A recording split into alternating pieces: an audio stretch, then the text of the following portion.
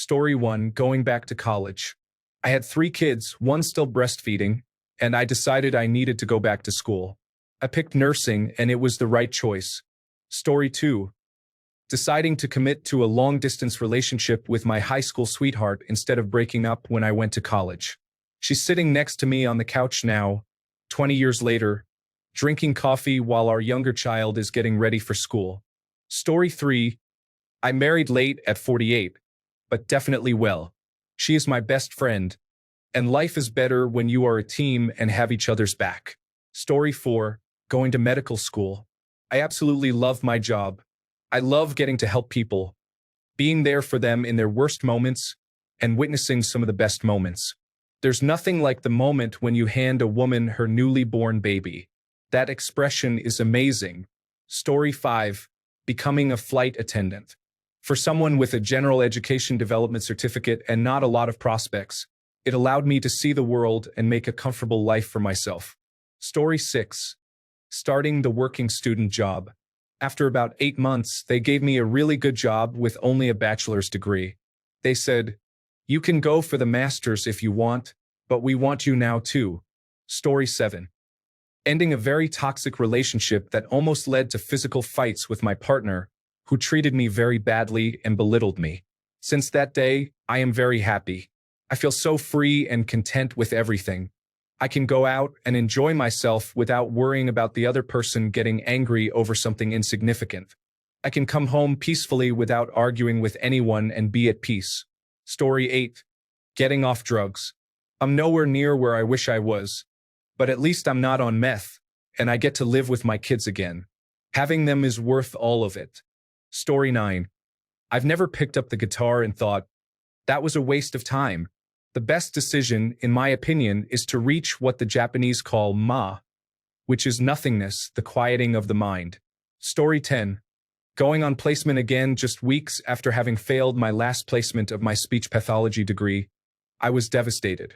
I had lost so much confidence, and I didn't feel ready to go back so soon. I was going to take time off and come back to do my last placement next semester. My therapist convinced me to try again, and I had very little time to make the decision, just a couple of days, and I knew people had struggled with this placement because the supervisor was tough. But doing it anyway was the best decision ever. Once I got past the nerves and honestly the trauma from how my last placement went, I was really ready to learn and perform my best, and that's exactly what I did. Nearly done now, and I have a job offer. Story 11, buying a house in 2017. I was able to get a state grant of $16,000 for first-time homebuyers, which has since dropped to $10,000, plus on top of the market exploding. My house ended up nearly doubling in value, and if I didn't have that equity from buying when I did, there's no chance I'd be able to buy a house today from just savings. I'm now about to sell my second house, which I only moved to last July, and am buying my third house at 31. None of this would be possible without the timing working out perfectly for me with my first house. I feel terrible for my friends who are only a few years younger than me and don't even see a pathway to homeownership the way things are now. I appreciate how lucky it worked out for me every day. Story 12, leaving the area I grew up in. It's amazing what parts of you never grow when you're in the same place you were as a child. Relationships that never evolve. Interests that are never realized. I feel like I started my life the day I moved away at 38 years old. Story 13, joining the military just out of high school. I was previously an undernourished high school loser with no path forward in life. 1 year later, a total 180-degree turnaround. 3 meals a day, worked out constantly, nice car, wide circle of friends. Came home on emergency leave due to a death in the family and ran into 3 female classmates. Just a year prior, 2 of them would have never given me the time of day. However, a year later, all 3 were sure to give me their phone numbers. Decades later, I have had an awesome life, been a part of history, worked in the White House, met and have had meals with many famous and powerful people with pictures to prove it. Story 14, the apartment I live in post-divorce is super expensive, but to get to my floor, you have to have a security key. My kids play outside on the floor. They ride their scooters, and the residents are friendly and like them. I remember other times when I lived in a place where I had domestic violence incidents, and the police would show up. I would never let my kids out in that environment, so I'll pay more to make sure they have a safe space to be kids, and everything else is secondary. Story 15. I never bought a house. I spent all that money on traveling. I have passed through over 3,000 cities and visited over 300. I have seen thousands of castles in 7 countries. I visited as many as I could. I have flown around the world 7 times, mostly back and forth across the Atlantic. I lived in Europe for 30 years and the United States for 30 years. I have seen 48 states. Story 16. In 2012, I received an offer from Amazon that would require me to leave Arizona, along with all my friends and family, to move to Seattle. I worried about the decision for a long time, but eventually, I chose to take the job for a year and planned to return home afterward. However, within the first week of being in Seattle, I met a girl. 5 years later, we were married. Story 17. I've reached a point in my life where I've fully accepted that, no matter how much support or advice I receive from others, I am the only one who can truly make the change I need. It's not always easy to admit, but I've learned that relying on myself is essential. At the end of the day, no one else can live my life for me, and I can't expect others to solve my problems. The journey to growth and self-improvement is personal, and I have to be the one to take that first step, make the difficult choices, and push through the challenges. It's not about being alone, but about taking responsibility for my own future and finding strength in my own abilities. Story 18. Joined an extracurricular design challenge team in college. I made some of my best friends there and formed a network that helped me get job offers at several companies, even when things were tight during the 2008 recession. If you're currently going to college, do more than just going to class and getting grades. Story 19. Leaving my partner who had borderline personality disorder and was emotionally abusive was hands down the best decision I ever made. It took me forever and jeopardized my housing situation, but in the long run, it probably saved my life. Not to suggest borderline personality disorder is a death sentence for someone who has it, but untreated and unapologetic. Get me out of there. Story 20. Permanently relocating from Baltimore to small-town California. It's not perfect out here, but it's better. I don't miss the heat, humidity, air pollution, crime, traffic, and extremely aggressive personalities. Story 21. Moving to the United States for an internship in New York City and sending a Facebook message to a guy I barely knew, with whom I had mutual friends and who was studying there. 10 years together, and he is honestly the best thing that ever happened to me. Just make the first move and reach out. Story 22. I do not know. Inasmuch as I have made decisions, one of them must be the best. But off the top of my head, I cannot think of any that stand out. Plenty that I regret, though. Story 23. Building a large art project for Burning Man, specifically an art car, took a lot of organizing and problem solving and was the best time I've ever had in my life. From that time on, I had 4 times more confidence in my life about what I can accomplish. Story 24. Moving out of my parents' house. Left government job to pursue accounting career. Saying goodbye to my ex forever. The last was toughest, but after 2 years, I am much happier. Story 25. In July of 2023, I was working out at the gym I go to and heard what sounded like a fight about to break out. I looked over and 2 very, very large guys were yelling at a skinny Latino kid I didn't recognize. The gym owner wasn't in, and I was always raised that you never fight at a gym. I walked over, 2 big guys, and was able to get a lid on it. I brought the kid up front, and he was completely full of anger and energy. I calmed him down, and the kid reminded me of myself at 18. I asked him to work out with me, and I have worked out solo for 20 plus years. It turns out he comes from a really, really, really bad home life.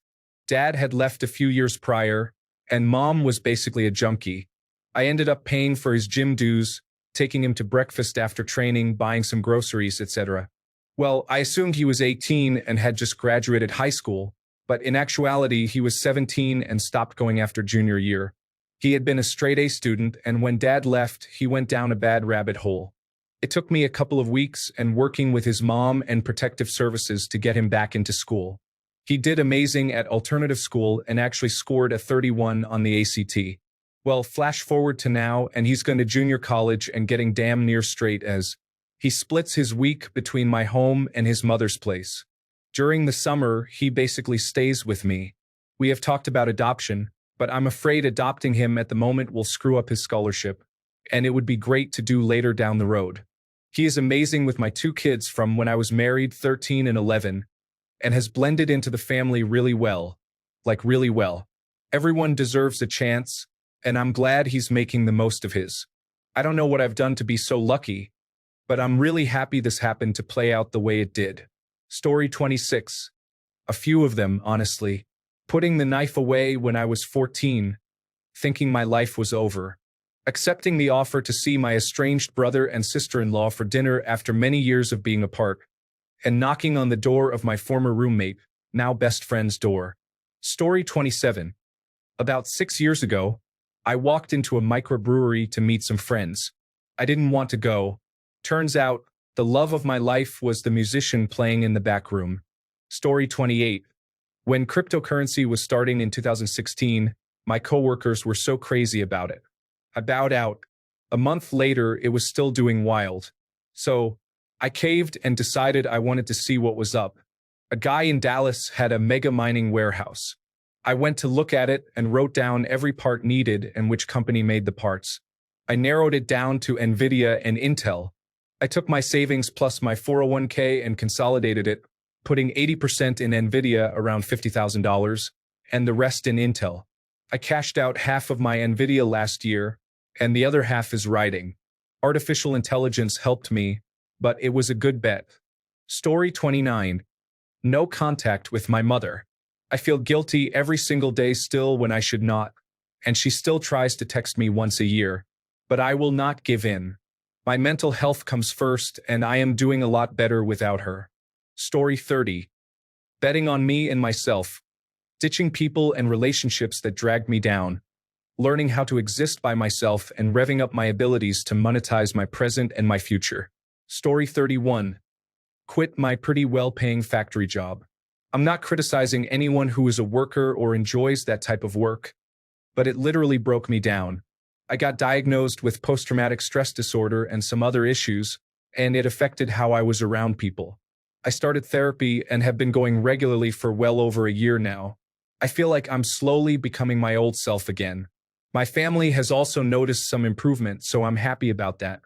It's not easy to admit you need help sometimes, but it can save your life. Story 32. Stop taking advice from people who have lives that you do not want. Listen to people who are living the life you aspire to live. Best advice I have, which has completely changed my life. Story 33.